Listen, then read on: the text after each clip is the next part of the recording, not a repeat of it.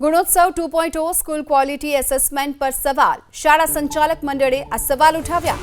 પ્રાથમિક શિક્ષણ નિયામકને લેખિતમાં રજૂઆત કરવામાં આવી છે। 277 પાનાની માર્ગદર્શિકાનો અભ્યાસ કરવા માટે સમયની માંગ કરાઈ છે। મૂલ્યાંકનોની વિગતો, પ્રગતિ ચાર્જ અપલોડ કરવા માટે સમય આપવાની માંગ, વિગતો સમયસર અપલોડ કરવી શક્ય ન હોવાની રજૂઆત કરાઈ છે। ખાસ કોમ્પ્યુટર ઓપરેટર રાખવા છતાં પણ સમયસર અપલોડ કરવું અશક્ય હોવાની રજૂઆત કરવામાં આવી। રાજ્યની ધોરણ 1 થી 5 સ્વનિર્ભર પ્રાથમિક શાળાઓમાં ગુણોત્સવ 2.0 ચાલી રહ્યો છે।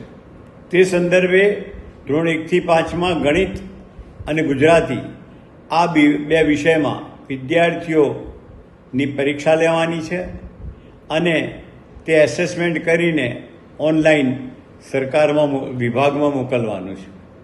આની સાથે સાથે ટ્રસ્ટ, શાળાકીય અને અન્ય માહિતી પણ સરકારમાં મોકલવાની છે।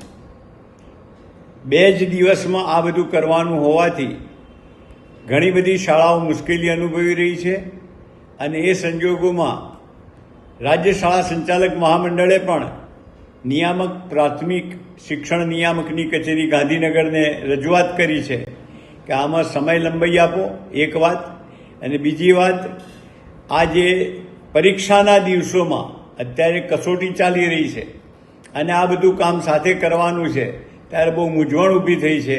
તે સંજોગોમાં અત્યારે સમય લંબાઈ આપવો ખૂબ જરૂરી છે।